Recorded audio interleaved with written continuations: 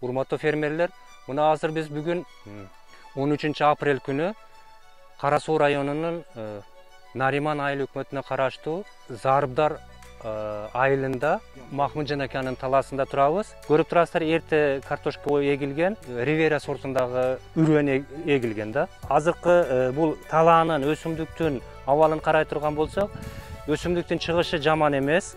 Эгүү мезгилинде ошо керектүү болгон баягы комплекстүү жер семирткичтерди берген экен фермерибиз. Диамофосканы чыгуулары жакшы, анын өсүшү жакшы.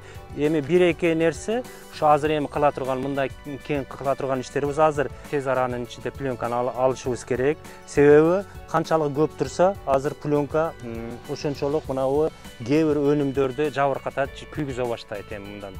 Ошон үчүн алабыз дагы биринчи кыла турган ишибиз өтө жакшына пленканы алып туруп, өтө жакшына кылып чабык өткөрүү керек. Чабыктан кийин бир 3-4 күн өткөрүп туруп, анан жакшына кылып туруп культивация кылышыбыз керек. Мына ушул где-то 10 күндүн тегерегинде картошкалар чабыктан кийин, культивациядан кийин бир кыйла өзгөрүү болот. Картошкалар өсүп калат кыйла. Ушул кыла турган баягы биз ушул айтылган нерселер негизинен картошканы сууга даярдоо болуп эсептелет.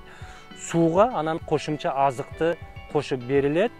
Культивациядан кийин, биринчи культивациядан кийин гектарына 300-400 килограмм жердин сапатына карап туруп, аммиак селитрасы, азоттук жер семирткич берилип туруп, анан сугаланыш керек. Суу алгандан кийин, суунун дагы өзүнүн өзгөчөлүктөрү бар. Мына азыр күн уже 30 градуска жетейин деп атат температура. Ошондуктан картошканын мындай өзгөчөлүктөрүнүн бири бул ысыкта сугарылгандан кийин ага картошканын өсүп өнүгүүсүнө тез таасир кылышы мүмкүн. Ошон үчүн сугатты кечки салкын мезгилдерде же эрте саарда сугарыш керек. Анан кечинде же түнкү сугатты жүргүзүш керек. Картошканы сугарып атканда мына жөөктөрдү мындай бөлүп алыш керек да. Эң ашыкчасы 60 метрден ашыкча кылбастан. Суга жүргүзгөн мезгилде ошол суу агып жаткан мезгилде дагы мына картошканын түймөктөр күйүп башталат. Ошол мезгилде бул тамыры дагы неме менен аба менен камсыз болуп туруш керек. Ошон үчүн сугатты бергенде, сугат жүргүзгөндө өтө карайтырып, мына бул эгиндерге чейин карзакташ керек эмес. Эки жагынан эң кеминде 5 сантиметрден, мынанча айтканда бир где-то 10 сантиметр аралыкта жер кургак абалда туруш керек мына жерлерчи. Мына картошканын темесинде. Эми көбүнчө дыйкандарыбыз айтат да, мен суу ачкандан кийин канча саат сугарышым керек деп. Бул саатты айтыш кыйын.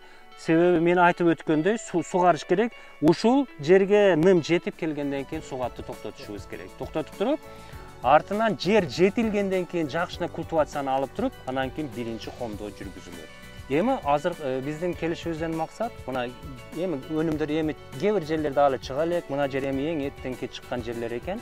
Азыр ушул 10-15 күндүн тегерегинде кыла турган иш-чараларды дыйканга биз айтып бердик.